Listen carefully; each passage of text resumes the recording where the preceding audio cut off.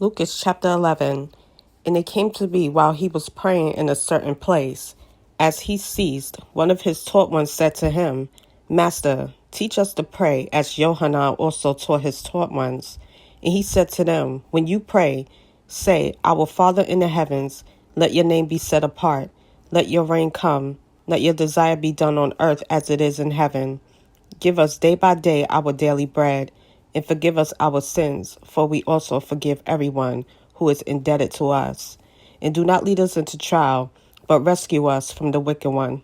And he said to them, Which of you shall have a friend, and go to him at midnight and say to him, Friend, lend me 3 loaves, since a friend of mine has come to me on his journey, and I do not have food to set before him?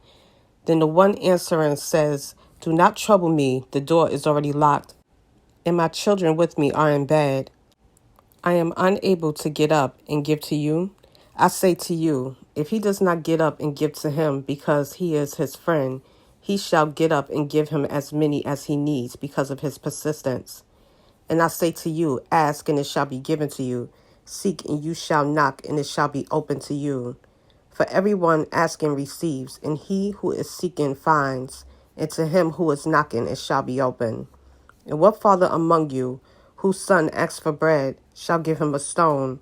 Or if he asks for a fish, shall give him a snake instead of a fish? Or if he asks for an egg, shall give him a scorpion? If you then, being wicked, know how to give good gifts to your children, how much more shall your Father from heaven give the set-apart spirit to those asking him? And he was casting out a demon, and it was dumb. And it came to be, when the demon had gone out, that the dumb spoke, and the crowds marveled. But some of them said, He cast out demons by Beelzebub, the ruler of the demons. And others trying him was seeking from him a sign from heaven. And he, knowing their thoughts, said to them, Every reign divided against itself is laid waste, and a house divided against a house falls. So if Satan is also divided against himself, how shall his reign stand? Because you say, I cast out demons by Beelzebub. Now if I cast out demons by Beelzebub, by whom your sons cast them out? Because of this they shall be your judges. But if I cast out demons by the finger of Elohim, then the reign of Elohim has come upon you. When a strong man, having been well armed, watches over his own court, his possessions are in peace. But when a stronger than he comes upon him and overcomes him, he takes from him all his armor in which he trusted and divides his booty. He who is not with me is against me, and he who does not gather with me scatters. When the unclean spirit goes out of a man, he goes through dry places, seeking rest. And finding none, he says, I shall return to my house from which I came. And when he comes, he finds it swept and decorated. Then he goes and takes with him 7 other spirits more wicked than himself, and they enter and dwell there. And the last state of that man becomes worse than the first. And it came to be, as he was saying this, a certain woman from the crowd raised her voice and said to him, Blessed is the womb that bore you, and the breast which you sucked. But he said, Blessed rather are those hearing the word of Elohim and watching over it. And while the crowds were thronging, he began to say, This generation is wicked. It seeks a sign, and no sign shall be given to it except the sign of Jonah the prophet. For as Jonah became a sign to the Ninevites, so also the son of Adam shall be to this generation. The sovereignness of the south shall rise up in the judgment with the men of this generation, and shall condemn them. For she came from the ends of the earth to hear the wisdom of Shlomo, and look, a greater than Shlomo is here. The men of Nineveh shall rise up in the judgment with this generation, and condemn it. For they repented at the preaching of Jonah, and look, a greater than Jonah is here.